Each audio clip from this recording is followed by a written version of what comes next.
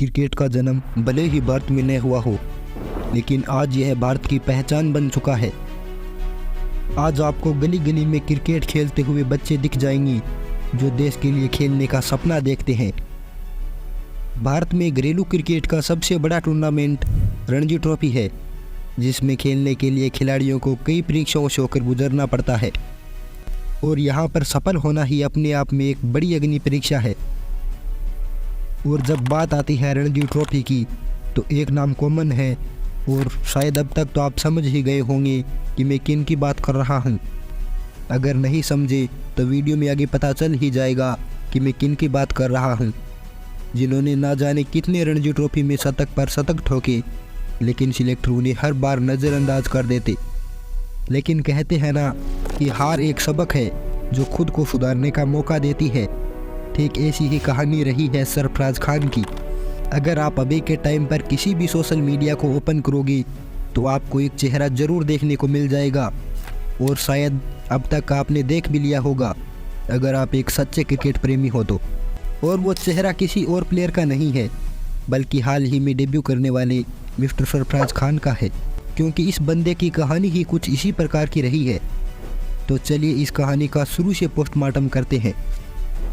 कहानी की शुरुआत होती है 27 अक्टूबर 1997 को मुंबई से, जब सरफराज खान का जन्म हुआ था।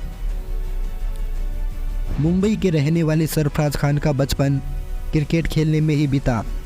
उनके पिता नौशाद खान भी क्रिकेट खेलते थे और उनका भी सपना था कि वो भी एक दिन टीम इंडिया के लिए खेले, लेकिन उनका सपना सिर्फ सपना ही रह गया और वो भारत के लिए खेलने में नाकाम रहे। सरफराज और उनके भाई मुशीर खान और माइन खान को उनके पिता ने प्रशिक्षित किया है। बता दें कि आईपीएल में कोलकाता नाइट राइडर्स के लिए खेल चुके इकबाल अब्दुल्ला भी नौशाद की कोचिंग में खेले हैं। लेकिन सरफराज के पिता का दिल तब टूटा जब इकबाल अब्दुल्ला ने यह कहकर नौशाद खान की बेइज्जती की कि मुझ में टैलेंट था तो मैं यहाँ तक खेला, अगर तुम में इतना ही दम है तो तुम अपने बेटे को ही खिला के दिखा दो।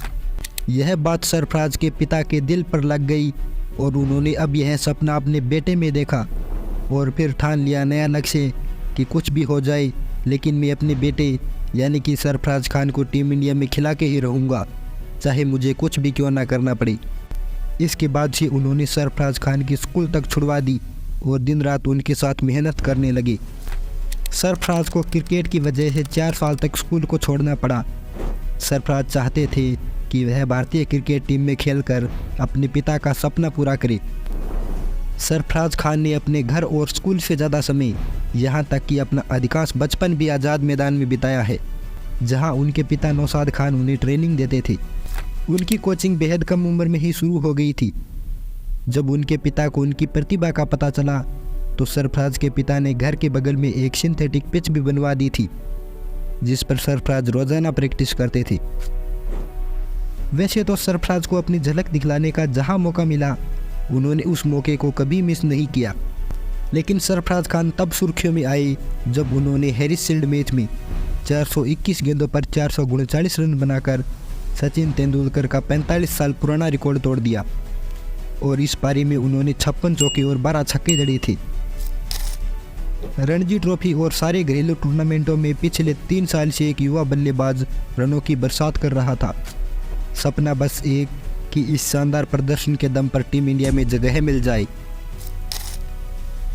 घरेलू क्रिकेट में रनों का अंबार लगाने के बावजूद साल दर साल सरफराज खान की अनदेखी से उनके पिता की भी उम्मीदें टूटने लग गई थी। लेकिन उनके पिता ने कहा, तुम अपना बेस्ट देते रहो और पेशेंस बनाए रखो, तुम्हें टीम इंडिया का बुलावा एक दिन ज़रूर आएगा।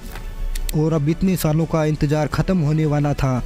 25 जनवरी 2024 को जब इंडिया वर्सेज इंग्लैंड के टेस्ट स्क्वाड में सरफराज खान का नाम आ जाता है।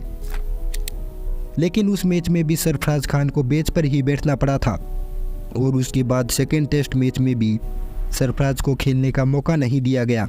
उसके बाद सरफराज खान की आंखों से भी आंसू आ गए थे और वो अपने पिता से कहते रहे कि मुझे टीम इंडिया में खेलने का मौका कब मिलेगा।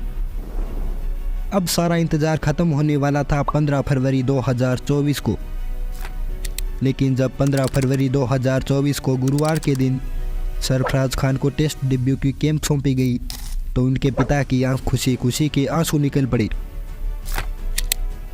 सरफराज के पिता और उनके मेंटोर नौशाद खान अपने आंसुओं पर काबू नहीं रख सके जब सरफराज खान को महान क्रिकेटर अनिल कुंबले से भारतीय क्रिकेट टीम की कैप मिली।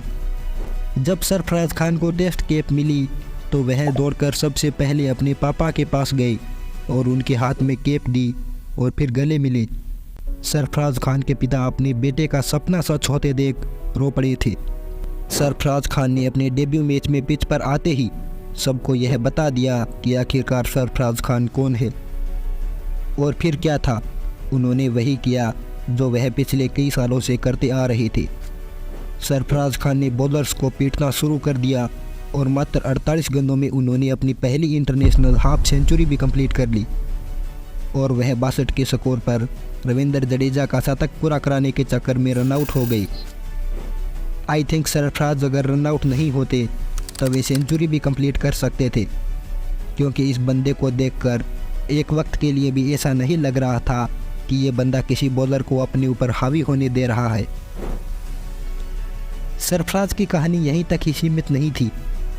जब सेकेंड इनिंग में दोबारा क्रीज पर बैटिंग करने आए तो फिर से उन्होंने अपना ताबड़तोड़ रवैया अपनाया और फिर से एक और हाफ सेंचुरी ठोक दी, जिसमें 2 मैक्सिमम छक्के भी देखने को मिले थे।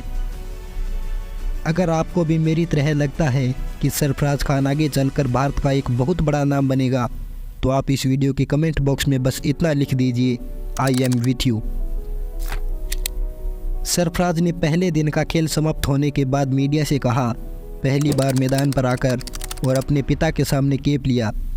मैं 6 साल का था जब उन्होंने मेरी क्रिकेट ट्रेनिंग शुरू की थी। उनके सामने भारतीय क्रिकेट टीम में खेलना मेरे लिए किसी सपने के सच होने जैसा ही है। अनिल कुंबले ने भी सरफराज खान को कैप देते हुए कहा, सरफराज आप जिस तरह से आगे बढ़े उस पर वास्तव में हमें गर्व है। आपने जो कुछ हासिल किया मुझे विश्वास है कि उस पर आपके पिता और आपके पूरे परिवार को बहुत गर्व होगा। मुझे पता है कि आपने बहुत कड़ी मेहनत की है। यह आपके लंबे करियर की शुरुआत है। आपसे पहले केवल 310 लोग खेले हैं। आपको टीम इंडिया की तरफ से ढेर सारी शुभकामनाएं। भारतीय टीम में डेब्यू मैच में धूम मचाने वाले सरफराज खान का उत्तर प्रदेश के आजमगढ़ ज़िले से खास कनेक्शन है, क्योंकि उनका परिवार यहीं से आता है, जबकि उनकी शादी साल 2023 में कश्मीर में हुई है। तो यह थी सरफराज खान की बायोग्राफी। अगर आपको वीडियो पसंद आई है तो आप हमारी इस यूट्यूब फैमिली को ज्वाइन कर लो और बेल आइकन को ऑल पर सेलेक्ट करके छोड़ दो। बाकी हर वीक आपके लिए नॉलेजेबल कंटेंट लाने की जिम्मेदारी मेरी। और आप लोग कमेंट करके यह बता सकते हैं कि नेक्स्ट वीडियो किस प्लेयर की बायोग्राफी पर होना चाहिए। जिस टॉपिक पर ज़्यादा लोग इंटरेस्ट दिखाएंगे मैं उसी टॉपिक पर आप लोगों के लिए वीडियो लेकर आ जाऊँगा। तो अभी तक वीडियो में बने रहने के लिए थैंक यू। मिलते हैं अगले किसी एपिसोड में, तब तक ख्याल रखिए अपना और अपनों का।